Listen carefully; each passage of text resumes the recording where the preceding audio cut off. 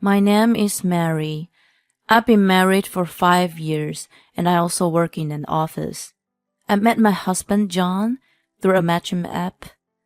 John is 35 years old, 5 years older than me. He originally worked for a big company, but after we first started dating, he left his job due to relationship problem at work and has since moved from job to job. I also work, so money is not a problem, but I wish he would work a little harder at this job. When we first got married, John and I lived together, just the two of us. But after my mother-in-law called us out of the blue, our life changed drastically. Dad collapsed. Come right away. John and I rushed to the designated hospital. When we got there, darling,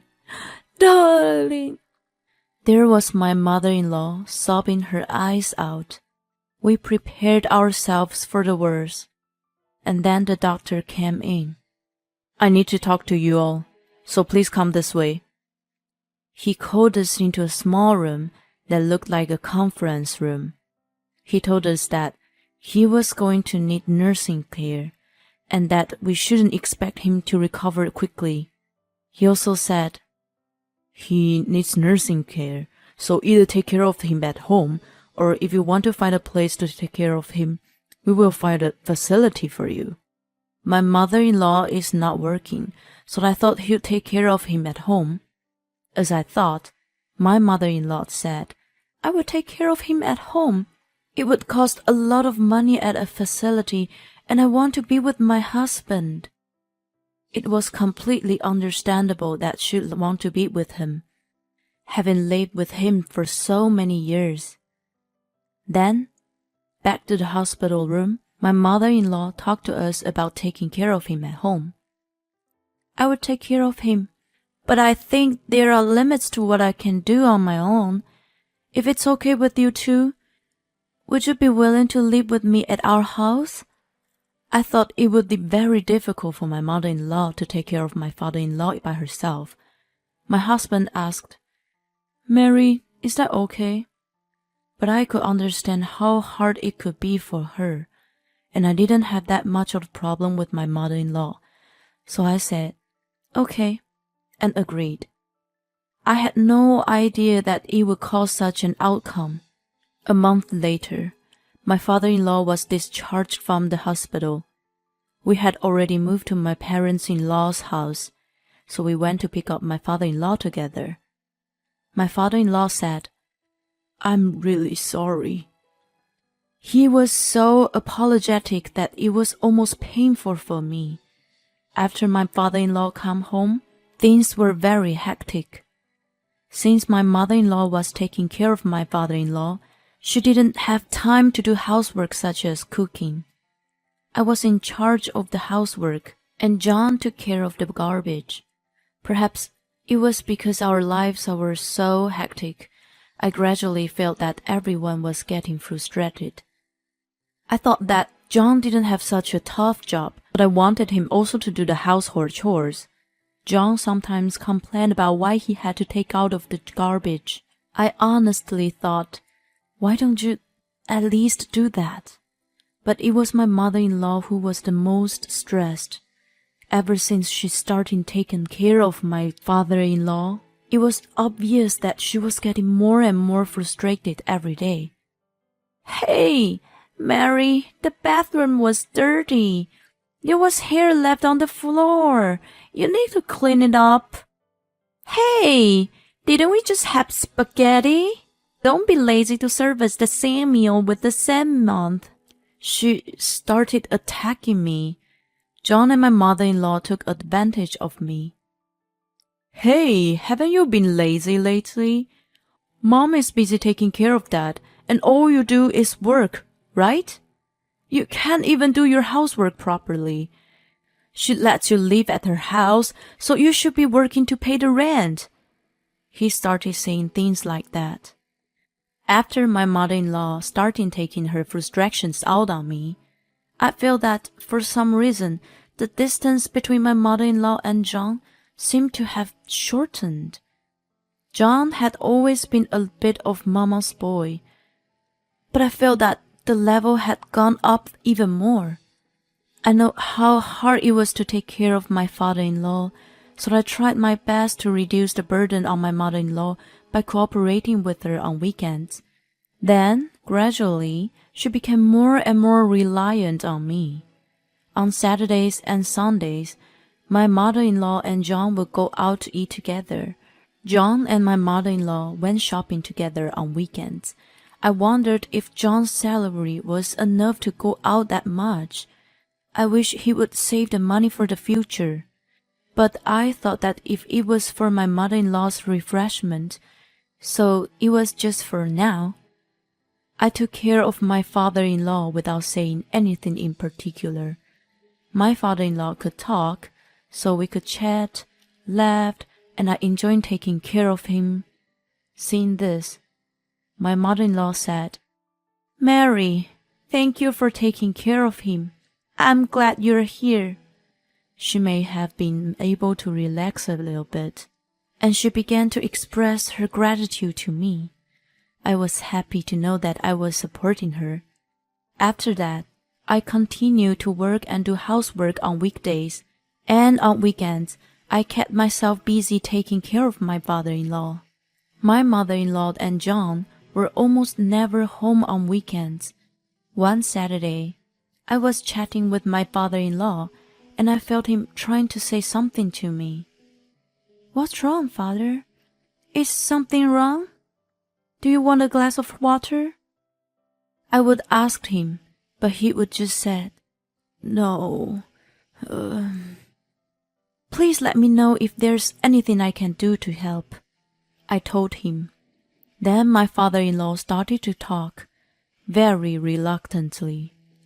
"Lately, my wife doesn't take care of me at all," he said.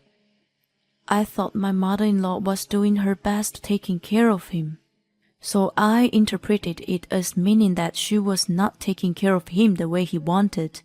I said, "She is not a professional, so it's not easy for her." "No, it's not like that. Lately she doesn't change my diaper even once until you come home," he said sadly. He also said, "John also comes to my room. He'd give me a cold look and said, 'I hope you'll be gone soon.'" So, to sum up my father-in-law's story, my mother-in-law doesn't take care of him, and she doesn't give him food or change his diapers. She would put food in front of him and she would go into the living room laughing. Furthermore, when he asked John to change his diaper, he said, "You're not a baby, so do it yourself." He scolded him. It was hard to believe, but the fact that my father-in-law was so serious about it might mean that it was true. I intentionally took the afternoon off to come home early to verify the truth. My mother-in-law was not home. Only my father-in-law was there, on the table beside my father-in-law's bed. There was breakfast and lunch, which she must have prepared untouched. I also checked with my father-in-law and found that the diapers had never been changed. They were soiled and stuck to his skin. I felt so bad that I had doubted my father-in-law. I changed the food and the diaper and talked to my father-in-law. He said, "I think you can see. This is the truth." I apologized to my father-in-law for not believing him.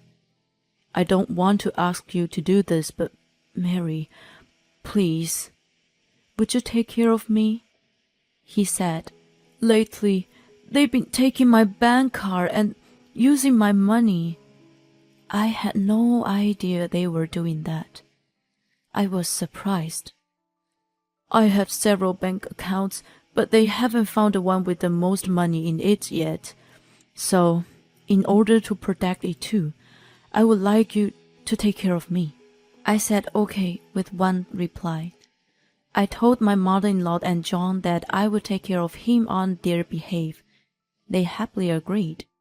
Since then, I have been taking care of my father-in-law and doing housework every day. My mother-in-law and John seem to be happy every day. But when I left their room for a while, my mother-in-law and John would go to my father-in-law's room and make sarcastic comments to him. The other day, my father-in-law said to me, "She was asking me about the money." "Where's the money? You're worthless without money. You're making us take care of you, so give me the money." What? But don't worry, I'll take care of you, father. I won't make you sad from now on. After saying that, my father-in-law thanked me. He cried and thanked me many times. After that, even when I was taking care of him, my mother-in-law and John would go out together.